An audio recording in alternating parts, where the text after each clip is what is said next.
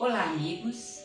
É com imensa alegria que estamos aqui mais uma vez para darmos continuidade ao estudo do livro Os Mensageiros, da coleção de André Luiz, psicografado por Francisco Cândido Xavier.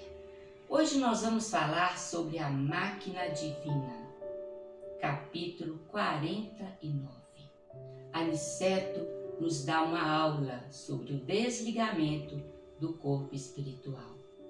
Vamos lá, Vádimo, é com você. Caros amigos, caros irmãos, um abraço a todos, que Deus nos abençoe. Nós confessamos que nos sentimos assim um pouco emocionados. Estamos no capítulo 49 do livro Os Mensageiros, penúltimo capítulo do livro. O título é Máquina Divina e nos deixa assim impressionados, estarrecidos com a beleza da espiritualidade, do trabalho, dos ensinamentos que eles trazem, das imensas perspectivas de vida que eles colocam nos seus ensinamentos, nas suas palavras. André Luiz, Aniceto e Vicente foram convidados a prestarem assistência a Fernando, e André dedica os 2 últimos capítulos à desencarnação de Fernando. Numa primeira avaliação, Aniceto observa o organismo de Fernando e diz para as pessoas assim: não há mais nada a fazer a não ser ajudá-lo a terminar o processo da desencarnação. A leucemia já tomou conta totalmente do organismo, ele já estava em coma já há muitos dias. Ali naquele ambiente do quarto estava algumas parentes encarnados e alguns amigos desencarnados. E provavelmente, nós até devemos ver isso no próximo capítulo, provavelmente esta energia de muitas pessoas, de muitos encarnados ali, possivelmente estavam retendo ele um pouco mais no corpo físico, digamos assim. Pois bem, Aniceto convida André Luiz a conhecer sobre uma nova ótica o corpo físico. Observe que André Luiz é um ex-médico aqui na Terra, quer dizer, um fisiologista, um profundo conhecedor para os homens da Terra, para a sociedade humana, do corpo humano.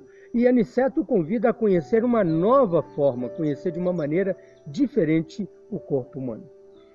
Ele, depois de passar por aquele processo de melhoria da acuidade visual, ele concentra a atenção no corpo de Fernando e fica impressionado com o que ele vê.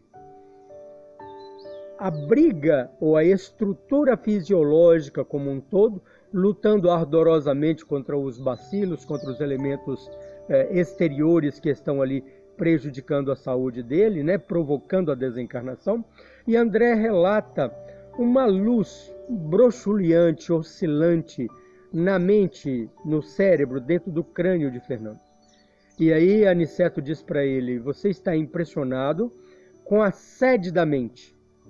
E Aniceto complementa que para nós encarnados hoje não existe uma expressão, não existe uma maneira correta de definir a mente.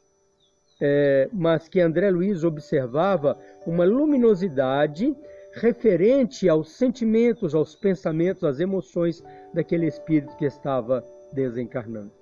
Depois disso, Aniceto põe a destra mão na testa de André Luiz, transmitindo a ele mais potencialidade, e aí então a visão dele expande de uma maneira absurda. Segundo ele relata, o corpo de Fernando fica enorme, ele adentra ao interior daquele corpo e percebe todo o maquinismo, toda a engenharia, toda a estrutura daquele corpo. Ele visita cada departamento especificamente, detalhadamente, e traz para nós assim um relato absolutamente fantástico e maravilhoso. Aniceto chama de o tabernáculo divino. Aniceto diz que é a casa, a morada para o espírito fazer o seu progresso espiritual. Ele coloca o corpo físico, respeitando que é um corpo material, mas coloca o corpo físico numa condição de apogeu, de um estágio evolutivo absolutamente fantástico, amparados e auxiliados por Deus ao lugar onde nós chegamos.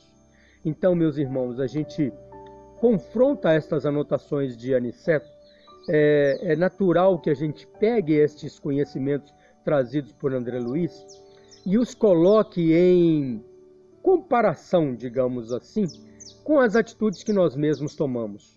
Às vezes, a alimentação irrefletida, o excesso de vaidade, às vezes a bebida, às vezes o fumo, o desregramento, às vezes a inobservância do respeito que o corpo precisa.